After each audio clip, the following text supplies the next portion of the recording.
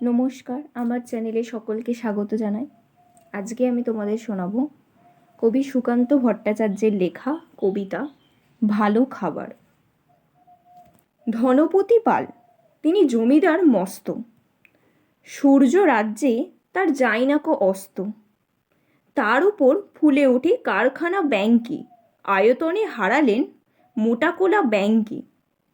সবার হুজুর তিনি, সকলের কর্তা, হাজার সেলাম পান দিনে গড় পর্তা।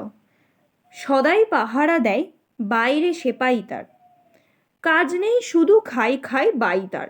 এটা খান সেটা খান সব লাগে বিদঘুটে, টান মেরে ফেলে দেন একটু খাবার খুঁটে।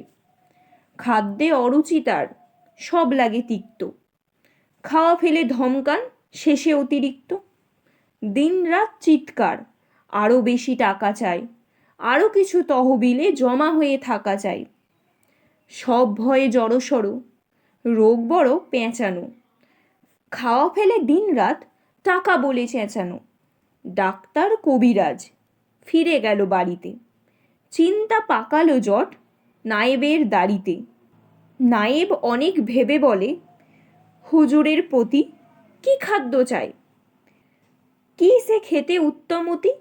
নায়েবের অনুরোধে ধনপতি চারিদিক দেখে নিয়ে বার কয় হাসলেন ফিক ফিক। তারপর বললেন, বলা ভারী শক্ত, সবচেয়ে ভালো খেতে গরিবের রক্ত। আমাদের আজকের কবিতা এই পর্যন্তই। কবিতাটি কেমন লাগলো তোমরা অবশ্যই কমেন্টে জানিও। চ্যানেলটিকে লাইক, শেয়ার অ্যান্ড সাবস্ক্রাইব করে দিও। Thank you for watching.